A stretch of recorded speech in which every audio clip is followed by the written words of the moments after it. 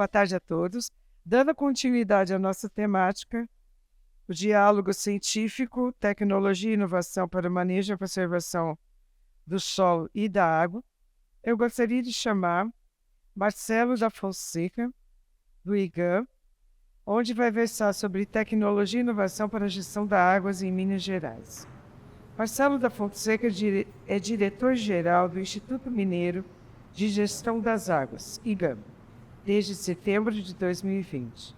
É formado em Engenharia Civil pela Universidade de Ouro Preto, mestrado em Engenharia pela instituição e possui especialização em recursos hídricos pela Fundação de Educação para o Trabalho de Minas Gerais, Ultrami. Marcelo, muito obrigada por você ter aceito esse convite. Por favor, fique extremamente à vontade. Ok, obrigado, agradecer mais uma vez aí pelo convite, Não consegui participar com vocês, nos eventos anteriores, mas dessa vez consegui. A ideia é trazer um pouco, mais dos desafios, que a tecnologia poderia, nos ajudar e contribuir para a maior eficiência da prestação do serviço público. O serviço público tem aí algumas dificuldades inerentes aí à falta de recursos humanos e financeiros, e a tecnologia poderia agregar aí qualidade e agilidade nos nossos serviços. Então, eu vou focar aqui basicamente em algumas áreas que hoje é de responsabilidade do IGAM, com foco mais no monitoramento, e onde nós vislumbramos aí a possibilidade, das tecnologias serem agregadas à prestação dos nossos serviços. Então, está basicamente estruturado dessa forma, uma introdução, os monitoramentos que nós fazemos, os desafios que nós temos com relação à segurança de barragens, fiscalização, e onde nós estamos aí começando a trilhar algum caminho aí de inovação e P&D na gestão de recursos hídricos. Acho que todos conhecem o desafio do Estado, um Estado extremamente grande. Em termos de recursos hídricos, desconheço um número de cursos d'água maior do que tem no estado de Minas Gerais. A nossa topografia é muito acidentada, favorece aí a criação de vários pequenos cursos d'água. Quando a gente olha a malha hidrográfica, qualquer sistema, você vê uma mancha azul, pensando de tanta densidade d'água aqui. E muitas vezes a gestão ela é pensada só nos grandes corpos d'água. E a gente negligencia esses pequenos porque até pouco tempo atrás a gente nem conseguia enxergá-los nas tecnologias disponíveis. Recentemente nós fizemos uma revisão da nossa base hidrográfica, considerando os novos imaginamentos de satélite, bacias cidades que inicialmente, historicamente pertencia a uma bacia, foi pertencer a outra, porque tinha ali uma conformação geológica do terreno que levava a drenagem para outras cidades. Um caso clássico, nascente de São Francisco, tem lá, todo mundo acha que é aquela de São Roque de Minas, e não é a de Medeiros, em função dessa divisão e características topográficas. É isso aí, a nossa realidade é isso aí. 36 comitês de bacia, cada um deles com uma diversidade enorme. Nós temos aí, dentro do estado, uma região extremamente seca, do semiárido, que é a região norte, nordeste do estado, e outras regiões onde já tem um clima totalmente diferente, uma realidade em termos de disponibilidade hídrica diferente, e o IGAM ele tem que, aí, na sua definição de suas políticas, tratar todas essas realidades de forma a atender os interesses dos usos múltiplos dos recursos hídricos. O IGAM ele tem hoje uma rede de monitoramento qualitativo, uma das mais densas do país, de referência da Agência Nacional de Águas e Saneamento Básico. É uma rede que é operada desde 97, começou junto com o IGAN, não começou junto com o IGAN tem 25 anos, agora, né, comemorados em junho desse ano. Nessa época, essa rede era operada pela Fundação Estadual de Meio Ambiente e a partir de 2001, essa rede veio ser incorporada às atividades do IGAN. Nós temos hoje quase 700 pontos de monitoramento de qualidade em todo o estado. E o que a gente ainda tem como desafios nessa rede, né? Fazer um monitoramento qual e quant, né? A maioria desses pontos ainda faz um monitoramento só de qualidade.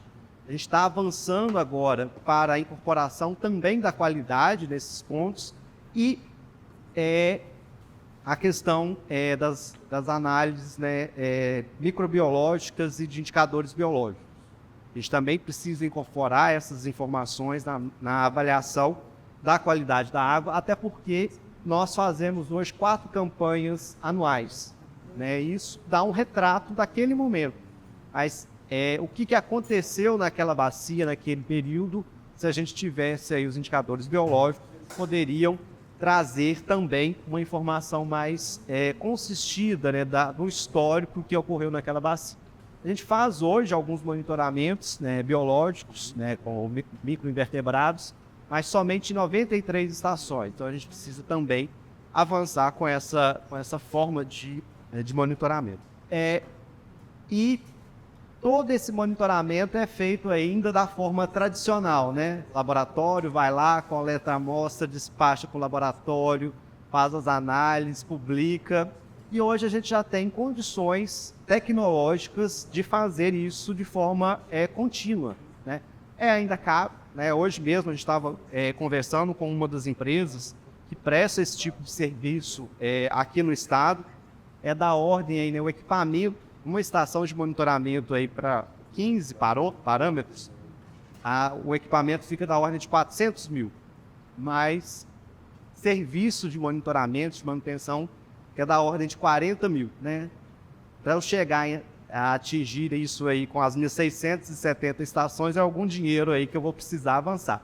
Obviamente que a gente não precisa ter isso em todos os pontos de monitoramento, mas seria extremamente enriquecedor para o monitoramento, principalmente das nossas bacias críticas, se a gente tivesse condições de avançar com essas tecnologias, né? Incorporando esse monitoramento telemétrico e outras soluções tecnológicas que não precisa da amostragem local, né? Hoje tem algumas tecnologias que permitem aí fazer a avaliação por reflectância e tantas outras tecnologias.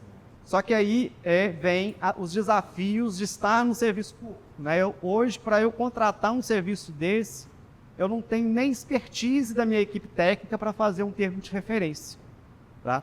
Para soluções dessa natureza. E aí é um ponto que eu sempre tenho colocado, né? A própria Marília, enquanto estava na direção do IGAN, colocava essa importância de ter a proximidade com a academia. A academia tem acesso a essas tecnologias, conhece o que está acontecendo de mais novo no mundo e essa aproximação pode, primeiro, né, desenvolver produtos e pesquisas voltados para a realidade dos problemas que nós estamos vivenciando e trabalhar nas linhas de P&D, né? Porque aí a gente apresenta o produto e toda a comunidade, né, todas as instituições de pesquisa podem propor soluções para atender aquele problema. Recentemente, nós publicamos o primeiro edital de chamamento público com a FAPEMIG para fomentar projetos de pesquisa para aprimoramento da gestão de recursos hídricos. A nossa proposta agora, o próximo, ele já vem com a questão de inovação em P&D. Avançar alguns problemas muito voltados, né, basicamente para essas carências que nós temos aqui para ter esse desenvolvimento dessas tecnologias, desse serviço pode passar. O monitoramento quantitativo, esse aí, né, nós já conseguimos dar um passo na incorporação aí, né, dos serviços de monitoramento em tempo real, mas também ainda bem longe do que a gente gostaria. Hoje nós só temos 25% do estado coberto por uma estação de monitoramento de vazão telemétrica e num cenário em que nós temos aí uma intensidade das alterações climáticas, seja com excesso de chuva, seja com a falta, ter esse monitoramento em tempo real é fundamental para a definição de quais as estratégias nós iremos adotar na gestão. Hoje nós temos 40 estações telemétricas, elas compõem a nossa rede de alerta, tanto de escassez, operamos algumas de inundação, mas ainda sem os modelos ainda de curva e cota, né, de inundação em algumas bacias, precisa avançar com isso. E o IGAN está trabalhando agora com o processo de aumentar essa rede. Né? Para esse ano a gente sai de 40, né? Não vou conseguir implantar, mas já estou adquirindo mais 30 estações telemétricas esse ano para implementar no início do ano que vem. E a gente vai agora numa sequência nos próximos anos para aumentar esse monitoramento telemétrico, garantindo a cobertura de 100% do estado com estações de monitoramento de vazão. Hoje, as outras estações, a gente tem uma cobertura de estações de quantitativa no estado até razoável, mas são convencionais. Né? Elas vão todas para o HidroWeb da ANA, mas o tempo entre a coleta da informação e subir a informação lá, a consistência do dado, ela ainda leva um tempo. Não permite, né, a incorporação dos estudos numa velocidade que nós precisamos. Então, a ideia é que a gente avance com essas estações telemétricas para garantir uma gestão, seja de outorga, seja de áreas de restrição, com um pouco mais de acurácia, tendo esses dados mais próximos da realidade. A água subterrânea é outro desafio ainda maior, né? Além de continuar fazendo da forma tradicional, a rede é extremamente pequena, né? A gente tem uma na região norte do estado e outra aqui no Velhas, em função de algumas condicionantes de monitoramento, enfim. E lá no norte de Minas é a rede Tupã, que é o projeto Águas do Norte de Minas, que fez uma avaliação da disponibilidade hídrica e a gente continua operando esses poços para avaliar aí como que está a situação hídrica do nível dos nossos corpos hídricos. Né? E aí nos preocupa muito a questão dos aquíferos, porque uma superexplotação desses aquíferos a gente pode comprometer o fluxo das águas superficiais. Então, é um desafio, né, da gestão de recursos hídricos, a gestão integrada, né, de água superficial e subterrânea, que também hoje ainda não temos no país nenhum modelo que nos permita fazer com uma grande efetividade essa gestão. Nós demos um passo nesse momento agora com a implementação na região norte, né, na mesma área do PAN, da reserva potencialmente explotável, que foi um estudo desenvolvido pela CPRM, que conseguiu fazer uma correlação de qual é a capacidade de explotação de água subterrânea por área que não comprometa o fluxo de base dos nossos corpos hídricos. Então já é uma pseudo-integração, a gente precisa ter um modelo mais refinado para garantir essa integração efetiva.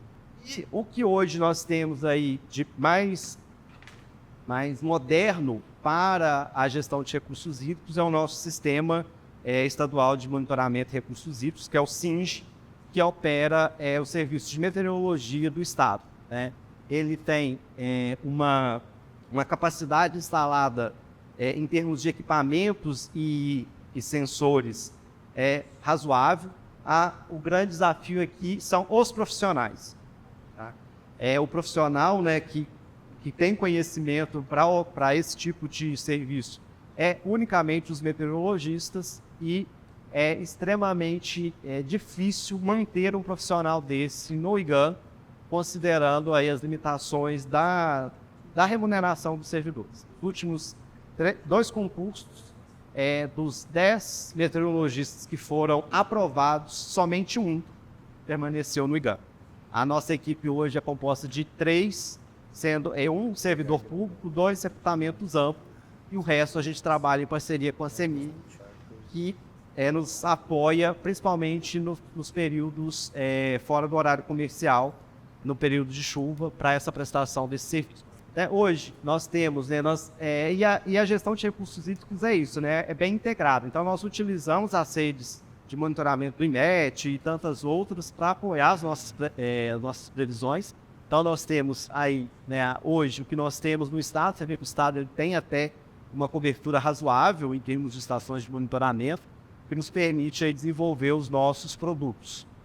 Ainda, o estado ele tem uma deficiência de cobertura de radares, né, a gente tem 4 radares que pegam o estado, aí algumas regiões ainda ficam descobertas, né? Então, o trabalho agora é buscar parcerias, né? O CEMADEM tem uma proposta de avançar com o monitoramento de radares para pegar a região do Triângulo e a parte leste ali do estado que ainda fica descoberta. A gente consegue fazer algumas extrapolações dos modelos matemáticos, mas principalmente os eventos extremos de granizo e tempestades que formam muito rapidamente, sem a cobertura dos radares a gente não consegue dar o resultado no prazo, né, esperado. Hoje, os nossos serviços de alerta, que é operado junto com a Defesa Civil, ele dá um retorno, né, com 2 horas de antecedência de um eventual evento extremo, né? Quem tem o cadastro lá naquele SMS da Defesa Civil, parte dos resultados são gerados pelo IGAM em parceria com a CEMIG para apoiar o envio desses alertas. Pode passar, por favor? Passar. Ainda temos poucos sensores de raios, né? É algo que, né, tem um impacto, mas a gente não avançou ainda com esse tipo de sensor em função das prioridades. A gente tem aí as parcerias, né, com os satélites também para receber esses dados. E aí o que é importante colocar, né, é o nosso serviço, em que pese ele não ser tão conhecido como Climatempo e tantos outros, ele tem uma calibração específica para o estado de Minas Gerais. Então ele tem uma tendência, né, de assertividade muito maior que os outros modelos. A gente publica diariamente a previsão do tempo no site do IGAM, publicamos também nas redes sociais do Sistema Estadual do Meio Ambiente, e os alertas, além de serem publicados no site, eles são enviados para a Defesa Civil, que faz o envio para os SMS, e tem um canal de comunicação direto com as defesas civis municipais, para que elas possam preparar um eventual plano de contingência quando nós temos aí eventos dessa natureza. E é um trabalho que é feito de forma conjunta aqui, né? Nós temos aqui em Belo Horizonte uma seção do IMET, então a equipe de meteorologia do IGAM, junto com o IMET, tem essa parceria de elaboração de estudos, relatórios para essa previsão. Outro ponto que a gente vê também que tem hoje já alguma tecnologia embarcada, né, para as ações de planejamento das ações de fiscalização, né?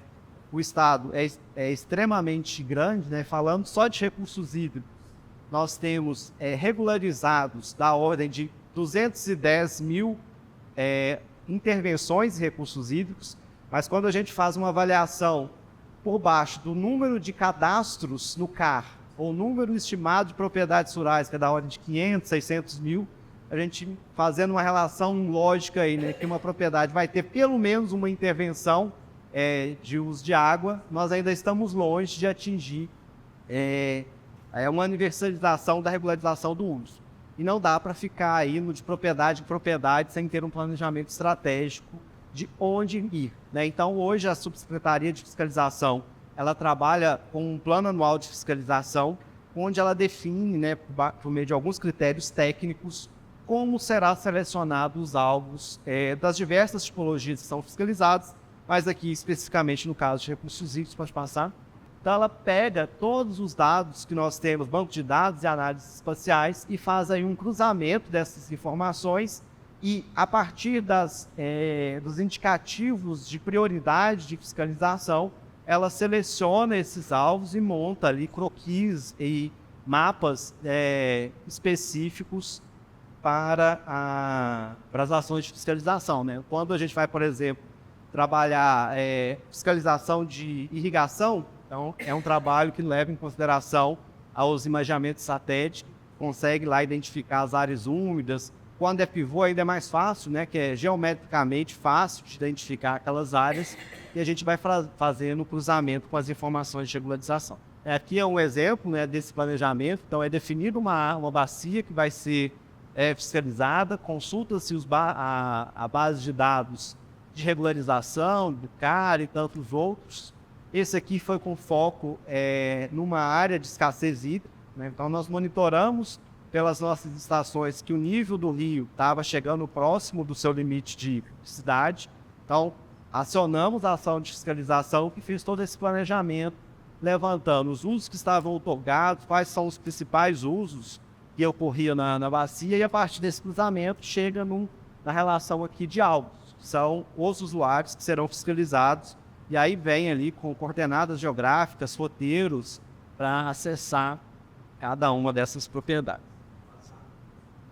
Aí algumas dessas ações oportunidades. A gente tem também hoje alguns drones que fazem esse levantamento de usos irregulares das regiões, e a partir desses dados a gente trabalha esses dados no escritório e depois geram as fichas de fiscalização que vai para as equipes de campo. Hoje a gente está avançando também, né, com um trabalho de monitoramento remoto dos usos de recursos hídricos. É um trabalho que eu vou falar mais à frente, mas a gente está avançando com a telemetria. Além da telemetria do rio, a gente está começando a trabalhar com a telemetria das captações, né? Algumas portarias de outorga já saem com essa obrigatoriedade de escritório, para que, na condicionante, né, ele tem um prazo para instalar. Antes era só o hidrômetro, o EORIN, que ele fazia ali a anotação numa ficha, numa planilha, e depois, na renovação da portaria ou nas ações de fiscalização, buscavam o IGAM. Agora, a gente vai fazer isso por meio de telemetria. Desafio dos desafios hoje é a gestão de barragens, segurança de barragens. Nós temos, acho que passa, não sei se, não, era na apresentação de manhã. Eu trouxe só essas aqui, que as que estão cadastradas hoje dentro do IGAM, dentro do cronograma previsto, mas nós temos aproximadamente 40 mil barragens no estado de Minas Gerais. 8 mil são barragens outorgadas, então ela tem um volume acima de 5 mil metros cúbicos, mas tem 30 mil, no mínimo, de barragens consideradas de uso insignificante, né? Então é até 5 mil metros cúbicos, e essas são as mais críticas, porque elas não tiveram nenhuma técnica de construção. É aquele famoso, pega um trator, amontou uma terra lá e aquela terra segura o rio e seja o que Deus quiser, né?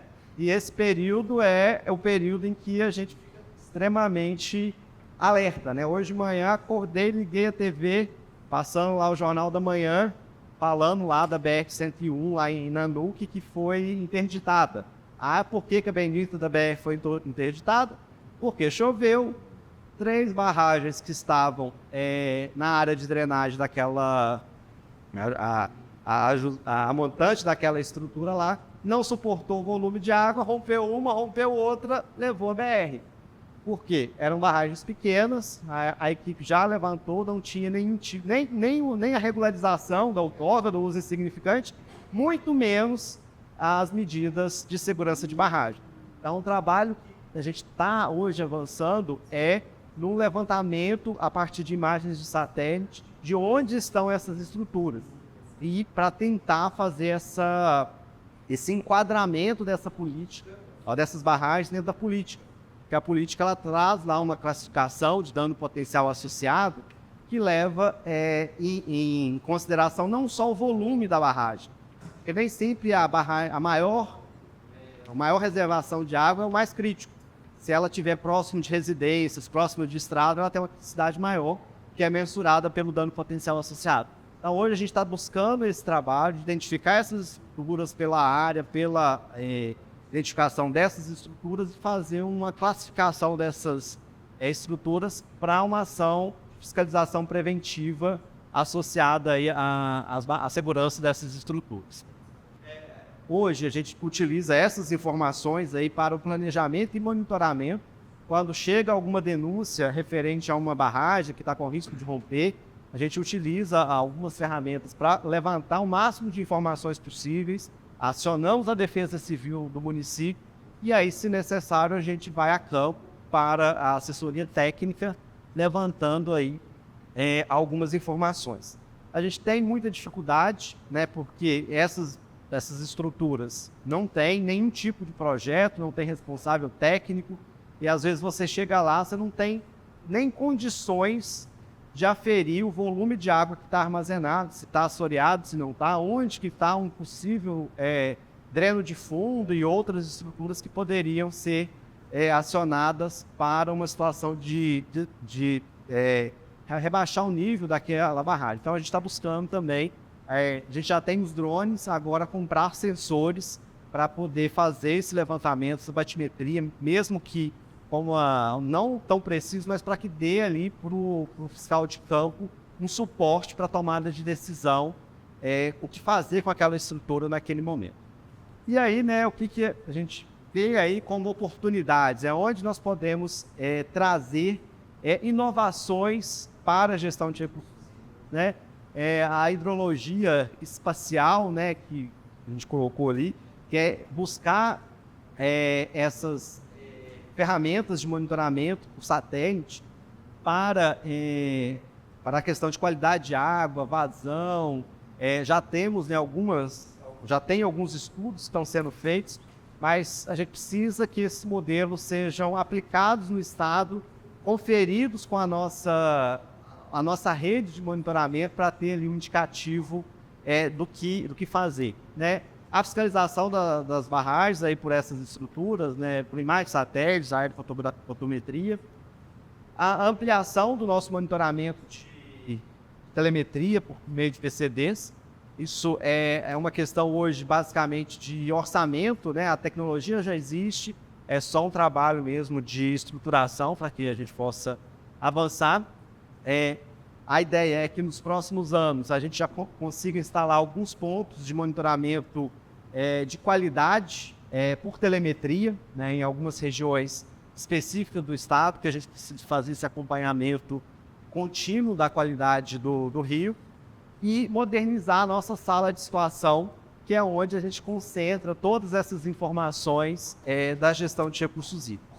E o que está aí, né, já no forno para o início do ano que vem, é o nosso sistema que nós chamamos aí de MIRA, Monitoramento Remoto Integrado das Águas, que é a plataforma que vai congregar todas as informações do monitoramento hidrológico oficial, ou seja, tudo que hoje vai para o Hidroeb, mas o Hidroeb ele é um ambiente não muito amigável.